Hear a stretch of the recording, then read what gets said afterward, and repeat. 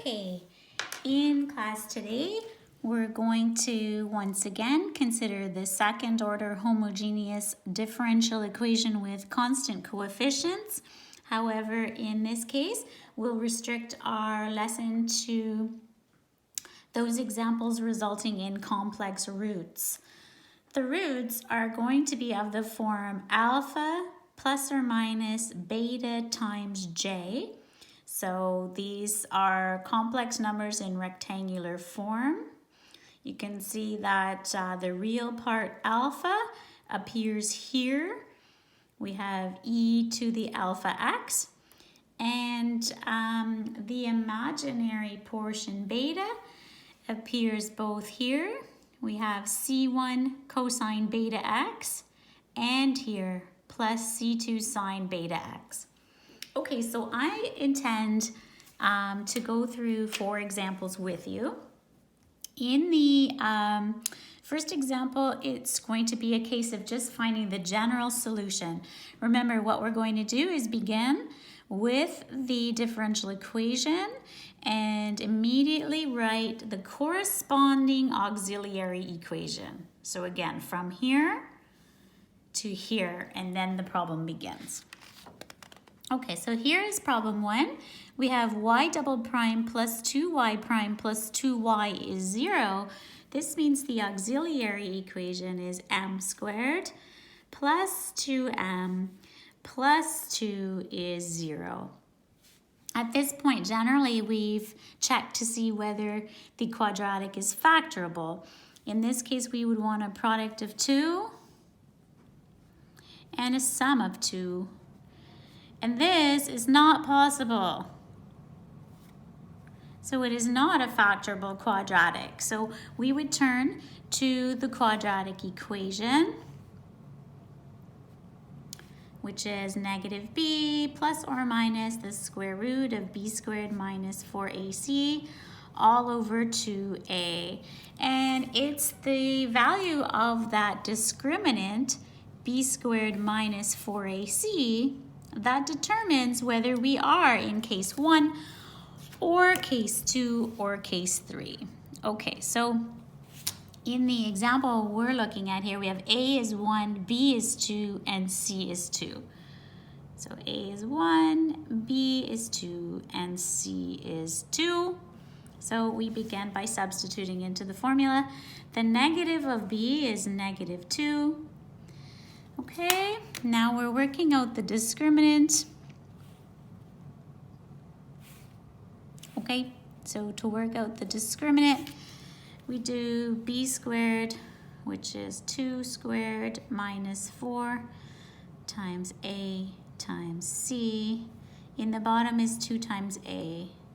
Okay, so using these values, substituting, and what do we end up with here? We get negative 2 plus or minus the square root of, that's 4 minus 8. So we end up with negative 4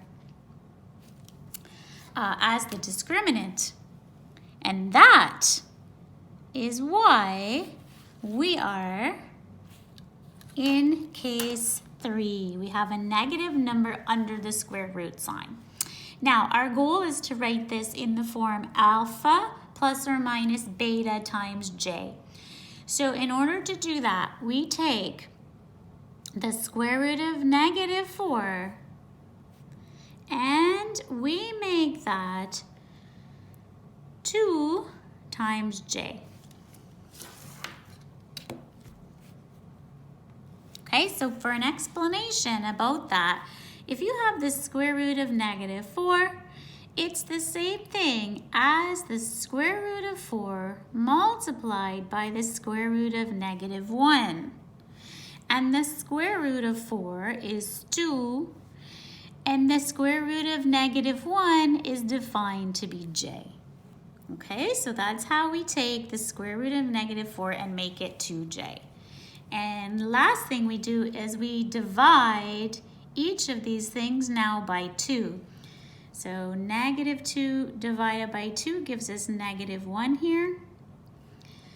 2j divided by 2 gives us 1j. Okay, so if you're going to compare this, compare it with alpha plus or minus beta times j, then you should find alpha is -1 and beta is the coefficient right here of j, so beta is 1. And that means you can write your solution now, and it's going to be e to the -1x c1 cosine 1x plus c2 sine 1x.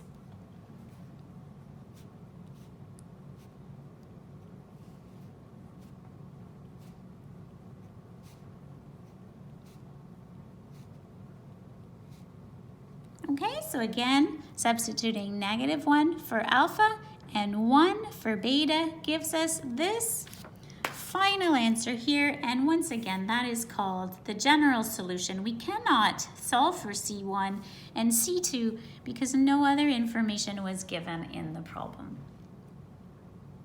Okay, we're gonna try our second one now, and you'll see that we will be able to find a particular solution. But let's get started. So here's the differential equation, the auxiliary equation will look like this. This is not factorable. A product of 13 and a sum of 4 is not going to happen. Okay, so we substitute. We have A is 1, B is 4, C is 13. So a -b plus or minus the square root of b squared minus 4 times A times C over 2A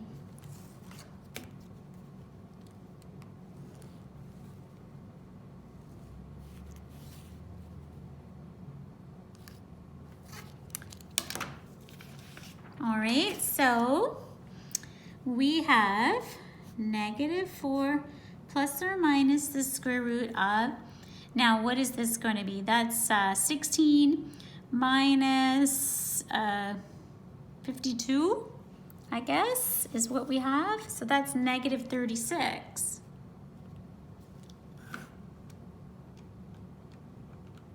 So we end up with a discriminant equal to -36.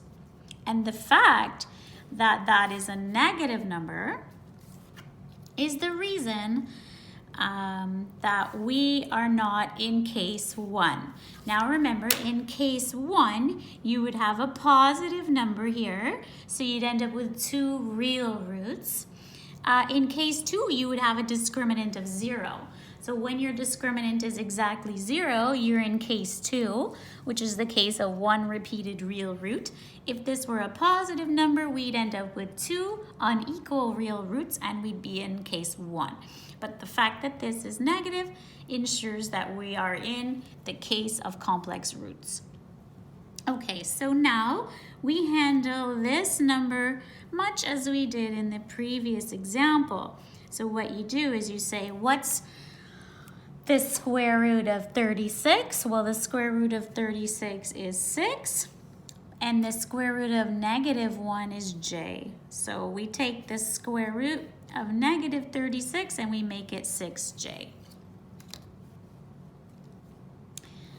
Okay, the entire complex number in the numerator has to be divided by 2, so make sure you divide both parts by 2, and you will get -2 plus or minus 3j. And this, of course, should be compared with alpha plus or minus beta j. So what do we have? We have alpha is the real number part, -2, while beta is the coefficient of j. So beta is 3. So now we know alpha and we know beta. So on the next page, we will take those and substitute them into this equation, and we will have the general solution. Okay, so that's how I'm going to start on the very next page. I'm going to put a -2 here and a 3 here and here.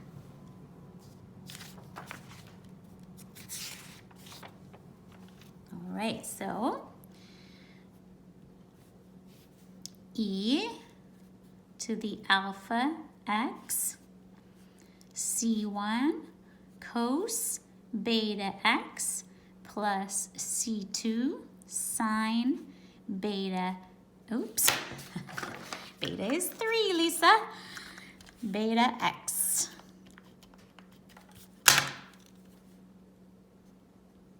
Okay, just like that. And again, that comes from your main formula page, and we are using the alpha and beta values that we just determined. Okay, so that's great. That is called the general solution. And now that we have the general solution, what are we going to do? Well, let's keep that up there. Okay, we are going to use this given information in order to determine values for both C1 and C2. The equation we have thus far involves x and y. So what information can we substitute into it? Well, we have an x value of 0 and a corresponding y value of 0. So we have actually an ordered pair 0, 0. Okay, so we can write it that way, or we could say when x is 0, y is 0, means the same thing. So I'm going to take this information and substitute into this equation. So on the left side will be 0, and not only that, we're going to have e to the 0, c1 cos 0, plus c2 sine 0. Okay, because obviously 3 times 0 remains 0. Negative 2 times 0 is also 0. So here's the equation. Now this needs to be simplified. You know that e to the 0 is 1. We have a c1 multiplied by the cosine of 0. The cosine of 0 is 1. So this is 1 times c1 plus the sine of 0 is 0. So this is 0 times c2. So this is what we have now. And if you don't know those values, you can work them out. I'm sorry, I'm just taking my calculator out of complex mode because I was teaching a different class. But you know, you could do the cosine of 0, and that's 1. Okay, so right here we did c1 times 1. Similarly, you could do the sine of 0, and that's 0. So here we had c2 times 0, like that. So what does that mean? It means on the left side we have 0. On the right side, what do we have? We have 1 times c1. And so now we know that c1 is 0. And what does that mean? That means we should rewrite the general equation with 0 here. So in other words, with this term gone. So the term will look like this.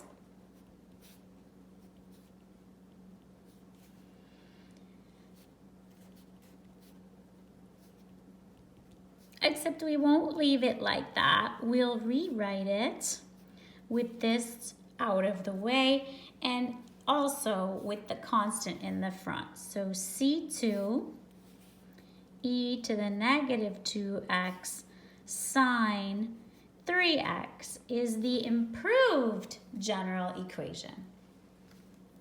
Okay, so that's still considered general, and that's rather because there's still one unknown in it. Okay, if you didn't put the c2 here and left it right here in the middle, that's not a problem at all. This would still work out perfectly with the exponential first, then the C2, and then the sine term. Okay, now we want to use the other information we have, but the other information we have is about y prime. So this means I actually need an expression for y prime, and right now I have an expression for y. So how will I determine that? Well, I'm going to have to use a product rule because we certainly have an exponential function multiplied by a trigonometric function. So this requires a product rule. So I'm going to call that u and that v. And let's see, what am I going to use for u prime and v prime? Okay, well, when we take the derivative of the exponential function repeats, but of course we'll be multiplying by -2. So this is -2 c2 e to the -2x. That is the derivative of c2 e to the -2x. And what about the derivative of sine? Well, the derivative of sine is cosine, okay? But we're going to have to remember to multiply by 3. So this is 3 cosine 3x. All right? All right, and now we can go ahead and use the product rule. So this is informing y prime. So we go like this. U times v prime plus v times u prime. Okay, so that just fit on the line for me. So u times v prime plus v times u prime. Okay, that looks like that. I'm going to rewrite it in a more natural order. So this is all one term. So I'm going to write 3 c2 e to the -2x cos 3x. So constants in front. Same thing here, constants in front. So we're adding -2 c2 blah, blah, blah. So this is -2 c2, and now here either the exponential or the trig function, whatever order. Okay, so that looks good. That's a much more natural order. And now we will substitute. When x is 0, y prime is 12.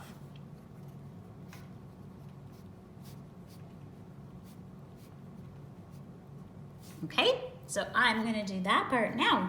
We can probably get rid of that. So 12 will go here.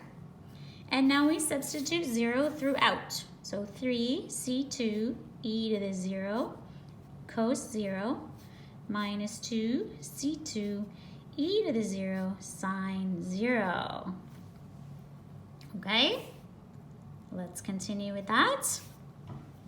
E to the 0 is 1. Cos 0 is 1. So this is 3 c2 times 1 times 1. Minus 2 c2 times 1 times 0. So that whole term is 0.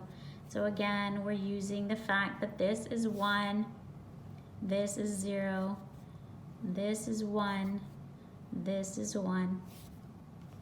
Okay, so all we have is 12 is 3 c2. So to find c2, we divide both sides by 3, and c2 is 4. Okay, which is awesome. Now we know the value of c2. So we had this general equation, but then we worked out c1, and it was 0.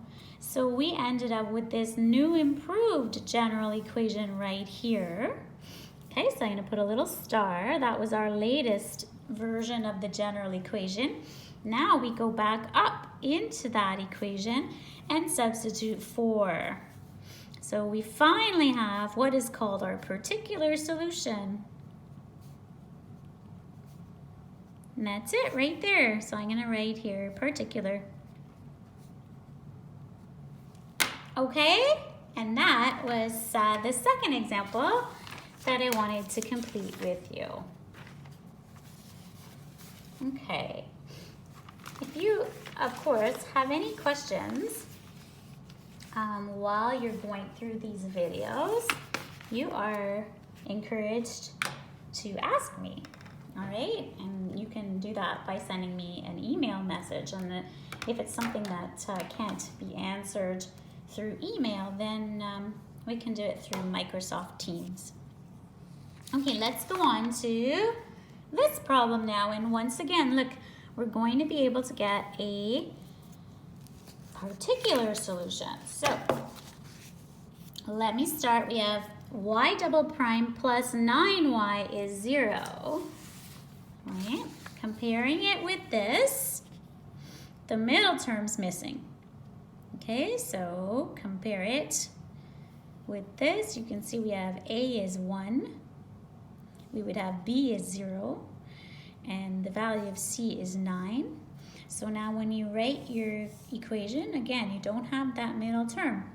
So I'm going to have simply m squared plus 9 is 0.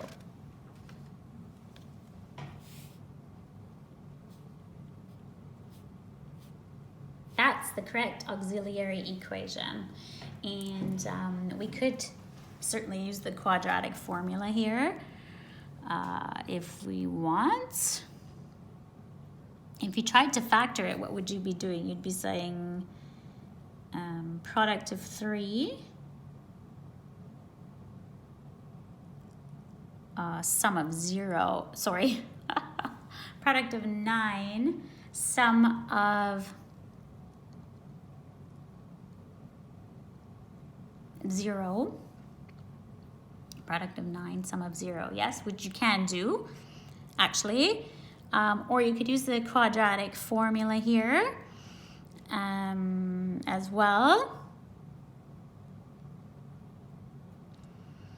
But what I'm going to encourage you to do in a case like this is just to move the number. So the easiest thing to do here is just to make this m squared is equal to negative 9.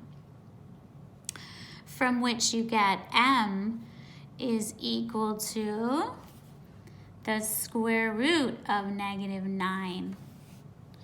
And the square root of negative 9 then ends up being the square root of 9, which is 3, times the square root of negative 1, which is j. So you just end up with plus or minus 3j here. Okay, plus or minus every time we take the square root. So we end up with plus or minus 3j. And remember, you're comparing that with alpha. So you can compare that with alpha plus or minus beta j. And this means that alpha, the real number part, is 0. And beta, which is the coefficient of j, is 3. So we have this information now. And then we can go ahead and substitute into this equation.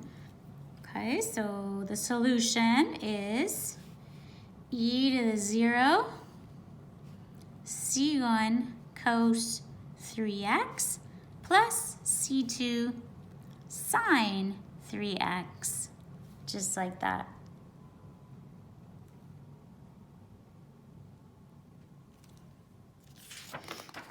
Okay, so e to the 0 is 1, so we might as well write it without that 1 there. Sorry, without this exponential there, so just with a 1 here, which means, of course, you can drop the bracket. So we're going to use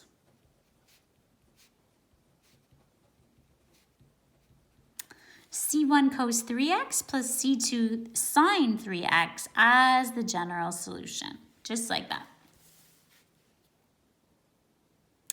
Okay, so now what can we do? Well, what we can do is try to solve for C1 and C2 using the information given. Now again, this first equation involves x and y. So looking up here, we can use the following. When x is pi over 6, y is 2. And you can write it that way, at x equals pi over 6, y equals 2, or you could write it this way, at the point pi over 6, comma 2, okay, it means the same thing. So I put 2 on the left, and now we have 3 times pi over 6, you see? And same thing here. 3 times pi over 6. So I'm going to make sure you know how to evaluate something like this. The key is you have to simplify that first. So it's 3 times pi over 6 is the same thing as pi over 2.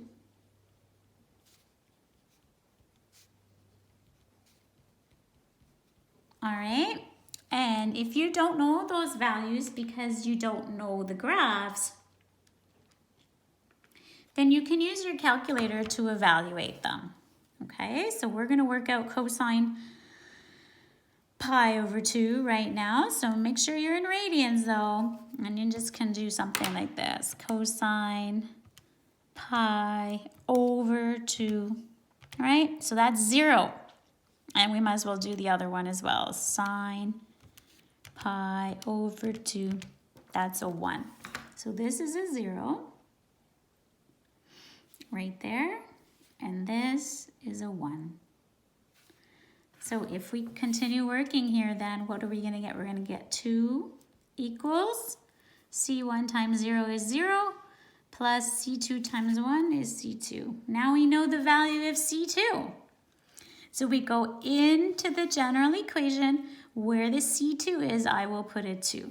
So, oh, that's a little disjointed. Okay, so I go to this equation. I'm going to put a 2 right there.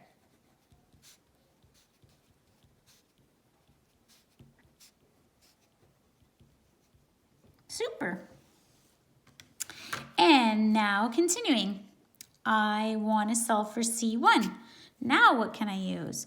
Well, I'd like to use this information about the first derivative. That means I need an expression for the first derivative. Now look, I am not going to need to use the product rule.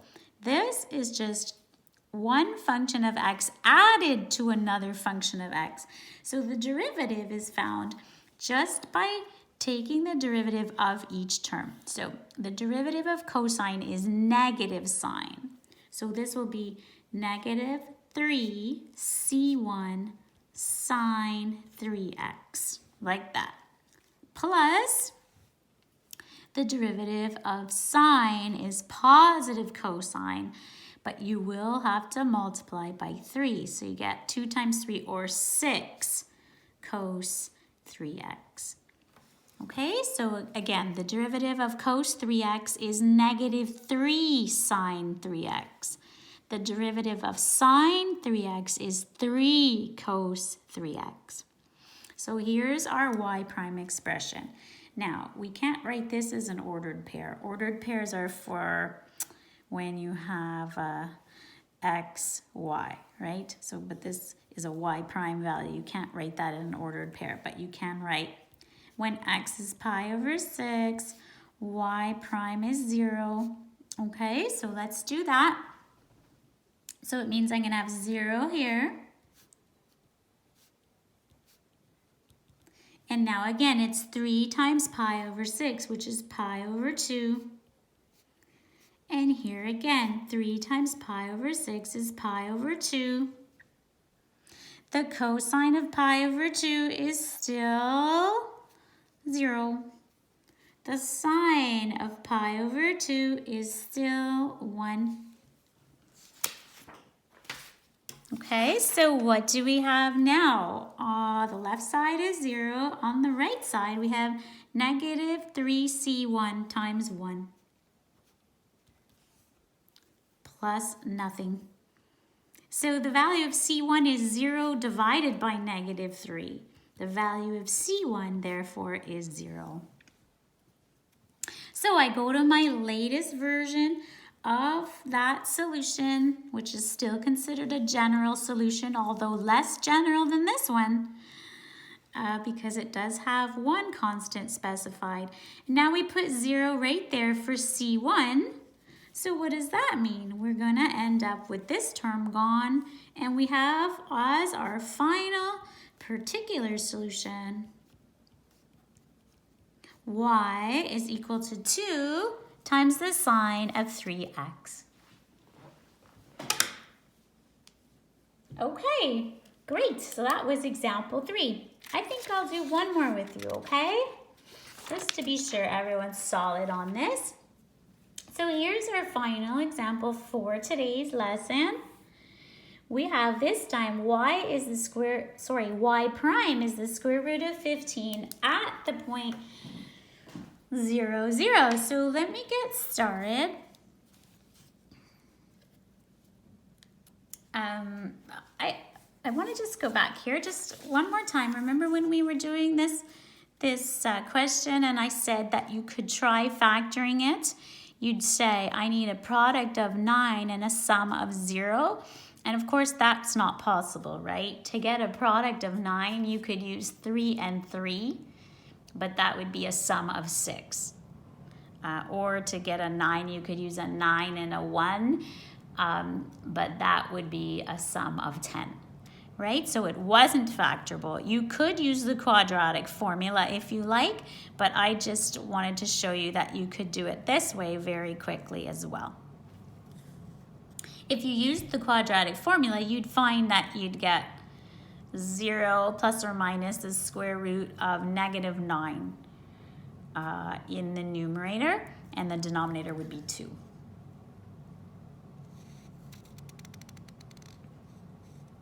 No, the denominator would be 1. Should I just do it? Just real quick to make sure? Okay, sorry. I don't mean to make things more confusing. I just want to show you, if you were going to use the quadratic formula instead, you would do a negative b, but b is 0. And then you do plus or minus the square root of b squared, that's still 0, minus 4, oh yeah, that's why. 4 times a times c over, it would be 2 times 1, okay? So this is using the quadratic formula instead here. And you can see that this is actually the square root of negative 36. So you would have plus or minus the square root of negative 36 over 2. And that is plus or minus 6j over 2.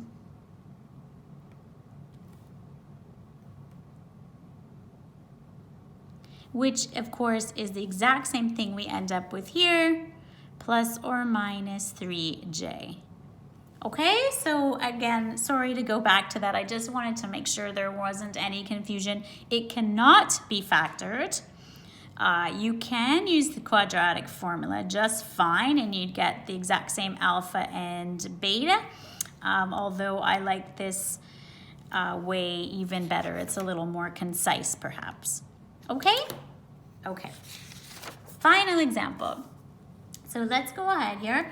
The auxiliary equation, m squared plus m plus 4 is 0. Is it factorable? A product of 4, but a sum of 1? No, sir. Cannot be done. So, quadratic formula time. Okay, we're using A is 1, B is 1, C is 4. Negative b plus or minus the square root of b squared minus 4 times a times c over 2a.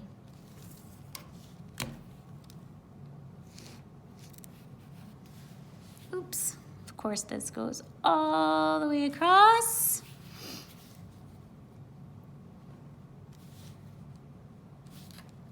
Just like that. Okay, so the denominator is 2. What's the discriminant? It's 1 minus 16. It's actually negative 15. So now we have negative 1 plus or minus the square root of negative 15 over 2. Now this is the first time we've got a discriminant that isn't a perfect square. So I do need to show you how to handle this, okay? What you do is change it into the square root of 15 times j.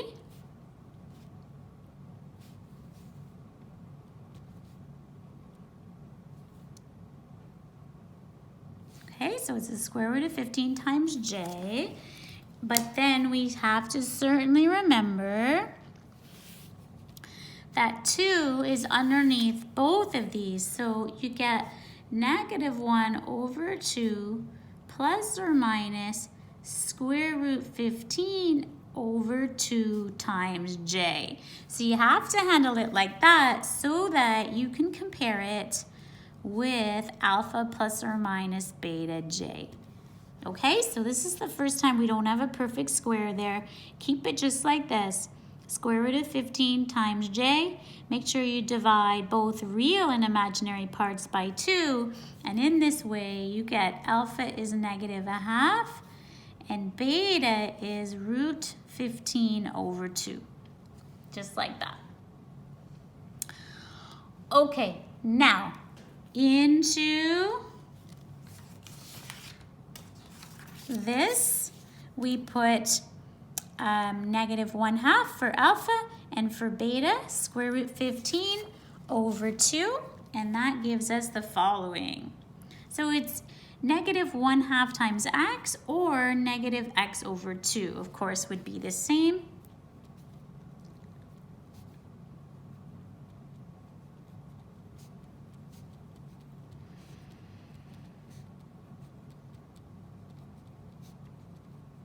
Okay, great. And now we'll start to evaluate. So this is, of course, the general solution. Let's begin with the ordered pair.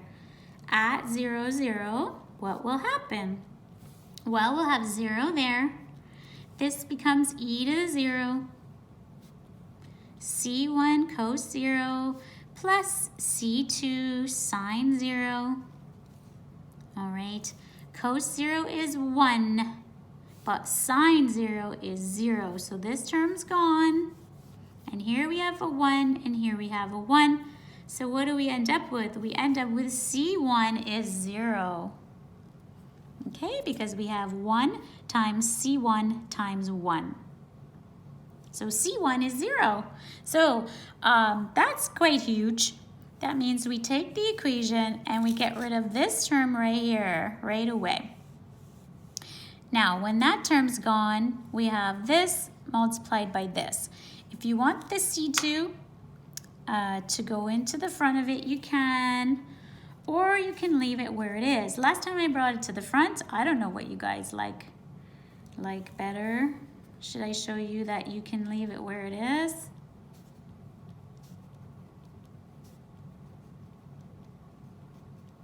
Okay, so if I don't bring the C2 to the front, that's okay. I have a product this way now. So U is just the exponential and V would contain the C1. Okay, we definitely need to differentiate because we have information here about Y prime. So let's go ahead. What are we going to use for U prime? Well, the exponential function repeats, but we have to multiply by the derivative of negative x over 2, which, remember, is the same as negative 1/2 times x.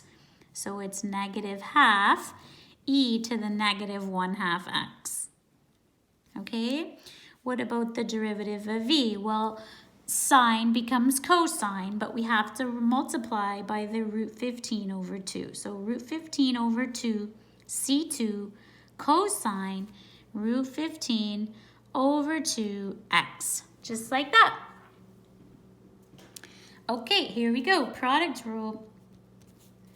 U times V prime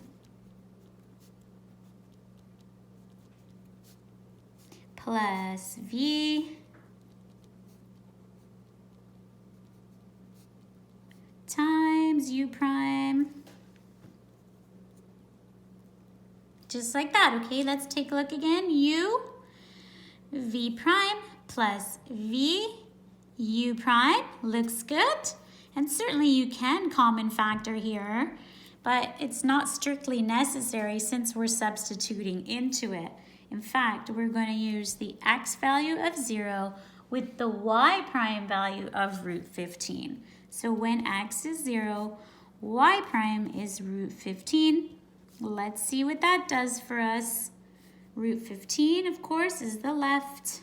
On the right, putting 0 wherever there is an x, we're going to get, of course, e to the 0, which is 1. All right, 1 times, I'll just leave it, 1 times root 15 over 2 c2 cos 0 plus c2 sine 0 times negative a half e to the 0.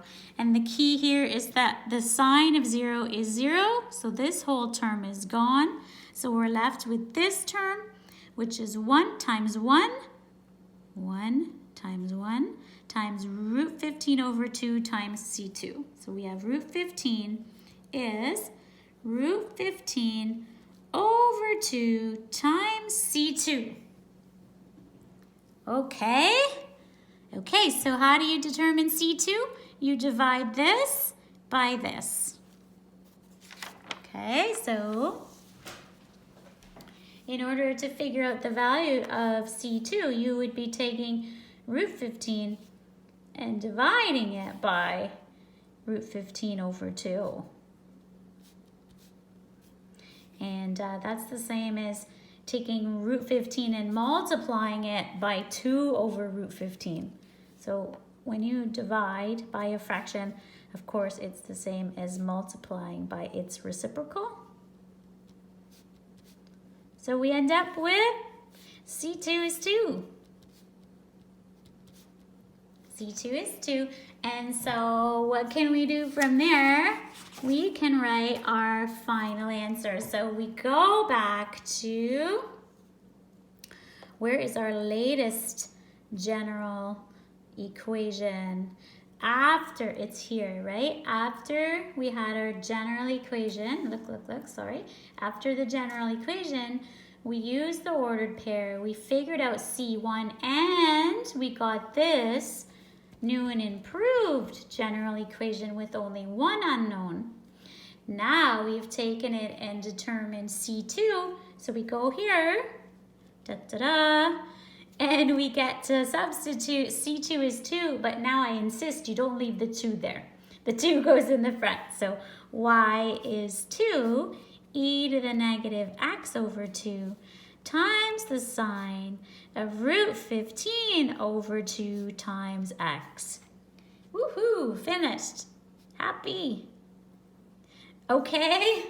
All right, sorry, I know that was a little bit long, almost 45 minutes, but I mean, it's an important topic and I wanted to make sure I did go through a lot of examples with you. Please try the recommended problems, okay? I've got some suggestions posted for you within Blackboard. Okay, guys, hope you enjoy the rest of your day. Bye for now.